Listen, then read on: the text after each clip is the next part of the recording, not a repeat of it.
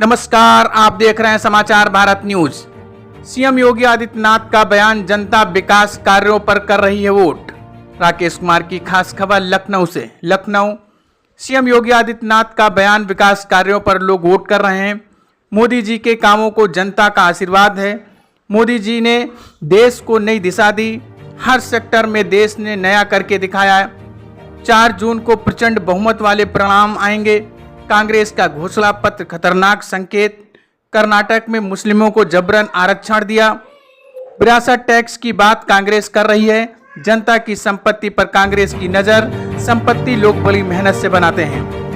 महिलाओं का जेवर कांग्रेस के लोग ले लेंगे। पर्सनल लॉ को फिर से लागू करने की बात करते हैं। ये विरासत का आधा हिस्सा हड़पना चाहते हैं। विपक्ष के लोग सत्ता से कोसों दूर हैं। जनता कांग्रेस से मंसूबों पर पानी फेर देगी। देखिए,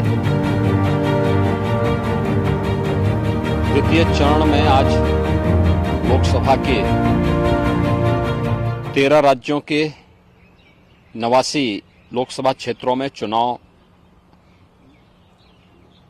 आज सायंकाल संपन्न हो जाएगा।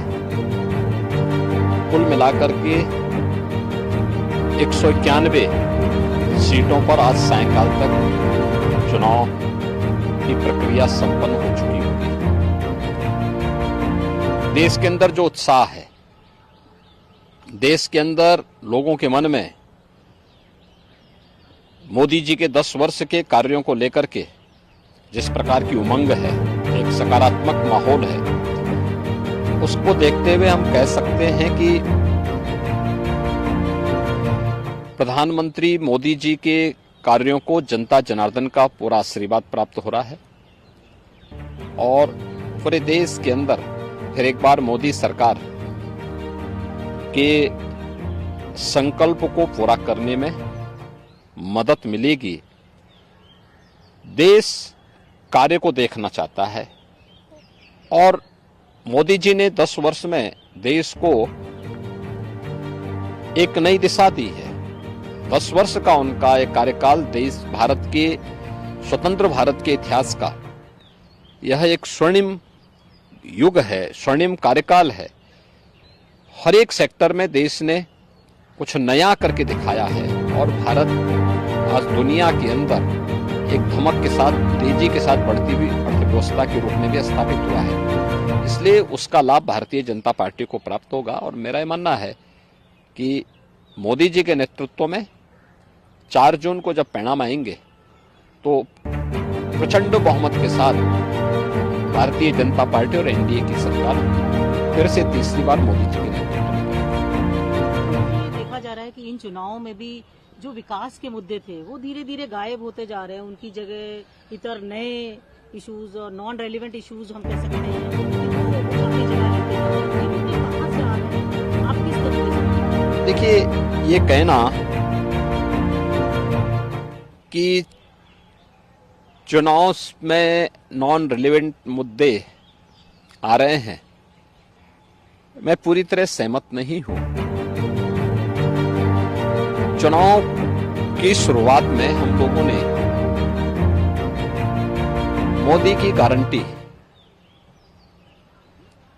जो विकास, सुशासन और सुरक्षा से जुड़े हुए थे, इन्हीं मुद्दों को हम लोगों ने जनता जनार्दन के सामने रखा था और पहला चरण इसी दिशा में आगे बढ़ा था। लेकिन इसी दौरान पहले चरण के ठीक पहले कांग्रेस और इंडी गठबंधन का जो सबसे बड़ा जो सहयोगी है वह कांग्रेस पार्टी का घोषणा पत्र सामने आ गया।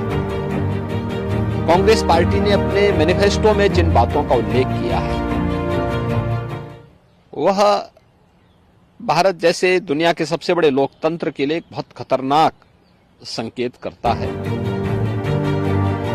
और चूंकि कांग्रेस का इतिहास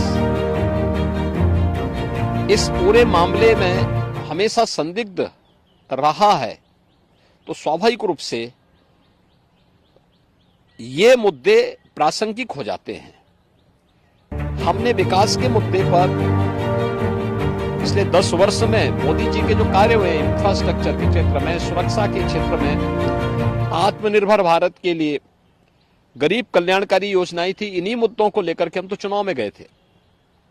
लेकिन उनके मैनिफेस्टो ने हमारा ध्यान आकर्षित किया इस वोट। और आपने देखा होगा कांग्रेस के एक सलाहकार के रूप में सैम पित्रोदा, उनका वक्तव्य सबने पढ़ा।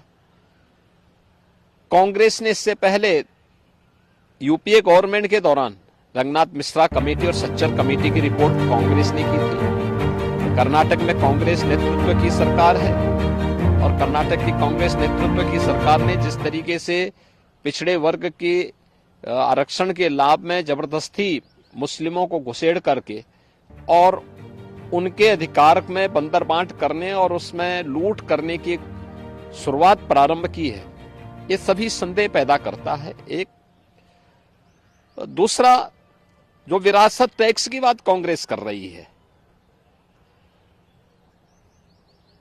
यह भी एक खतरनाक इशारा है। गरीबी, एक झटके में गरीबी हटाएंगे, इसके लिए वे हर संपत्ति का सर्वे करवाएंगे, एक्सरे कराएंगे, इस प्रकार का वक्तव्य कांग्रेस दे रही है। कांग्रेस का मैनिफेस्टो इस बात का उल्लेख कर रहा है और फिर उसके माध्यम से हर एक संपत्ति को ये लोग अपने कब्जे में लेकर के, यानी दोनों चीजें, एक तरफ ये लोग देश के अंदर मजहबी आधार पर देश के विभाजन की आधारशिला रखना चाहते हैं, दूसरी तरफ किसी ने मेहनत से अगर अपनी संपत्ति अर्जित की है, घर बनाया है, कोई प्रॉपर्टी बनाई है, खासतौर पर हमारी माताएं बहनें अपने लिए जेवर खरीदती हैं, उसको ये अपने अधिकार में ले लेंगे। विरासत जो बाप दादों की कमाई है उसका आधा ये लोग हड़प लेंगे। और तीसरा, व्यक्तिगत कानून, पर्सनल लॉ को पुनः लागू करने की बात, 3 तलाक की कुप्रथा को मोदी जी ने समाप्त किया, ये कहते हैं हम फिर से लागू करेंगे। यानी महिलाओं का इससे बड़ा अपमान हो ही नहीं सकता। तो स्वाभाविक रूप से इस देश का विभाजन जिन कारणों से हुआ था, अगर कोई राजनीतिक दल आज के दिन पर भी उन मुद्दों का उल्लेख करते हुए देश को उधर ले जाने का प्रयास करेगा तो उसका विरोध हर हाल में होगा। भारत के अंदर नक्सलवाद पूरी तरह समाप्ति की ओर है। अगर नक्सली और माओवादी प्रवृत्ति को फिर से भारत के अंदर पनपाने का प्रयास होगा, उसका पुरजोर विरोध होगा। भारतीय जनता पार्टी इसको कतई स्वीकार नहीं कर सकती।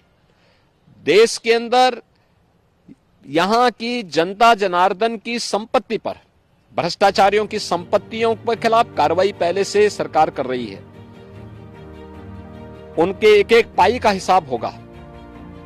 लेकिन एक कॉमन मैन को प्रताड़ित करने के लिए उसके खून पसीने की कमाई पर कोई डकैती डालने का प्रयास होगा तो इसको भारतीय जनता पार्टी स्वीकार नहीं कर सकती है। और कांग्रेस और उसके सहयोगी दल देश की राजनीति का तालिबानीकरण करने के पर उतारू हो रखे हैं। देश के अंदर माओवादी दुष्प्रवृत्ति को जबरन थोपने का प्रयास कर रहे हैं और पर्सनल कानून के नाम पर देश की महिलाओं का अपमान करने का प्रयास कर रहे हैं और लोगों की संपत्ति पर जो इनकी कुदृष्टि लगी हुई है, इसलिए ये मुद्दे आए हैं जो आज के परिप्रेक्ष्य में रिलेवेंट हैं। और इन मुद्दों को इसीलिए भारतीय जनता पार्टी पुरजोर तरीके से उठा करके जनता जनार्दन का ध्यान आकर्षित कर रही है कि सत्ता से लोग अभी कोसों दूर हैं, इनकी मानसिकता क्या है आपके प्रति, यह आप देख सकते हैं। और इसीलिए उस पर लगातार सरकार जो है, इस पर जो है लगातार भारतीय जनता पार्टी ध्यान आकर्षित कर रही है जनता जनार्दन का कि जागरूक हो जाओ। ये लोग जिस मनसा के साथ आ रहे हैं, इससे पहले कि इनके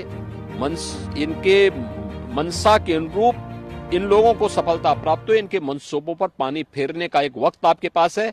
आपका एक वोट देश की तस्वीर और तकदीर को बदलने में निर्णायक साबित होगी और वह आपने 2014 में किया था, क्योंकि 11, 12, 13 में तत्कालीन केंद्रीय मंत्री पी चिदम्बरम बार बार विरासत टैक्स की बात कर चुके थे। आज वही बात तो सैम पित्रोदा कह रहे हैं। इसीलिए इन चीजों को लेकर के आज फिर से जनता जनार्दन को बार बार कहा जा रहा है कि वो कांग्रेस के इन मंसूबों पर समय रहते अपने वोट के माध्यम से पानी फेरने का काम करें, अन्यथा यह गठबंधन देश के लिए भी, कॉमन मैन के लिए भी और आधी आबादी के लिए भी भयंकर खतरा पैदा कर सकता है।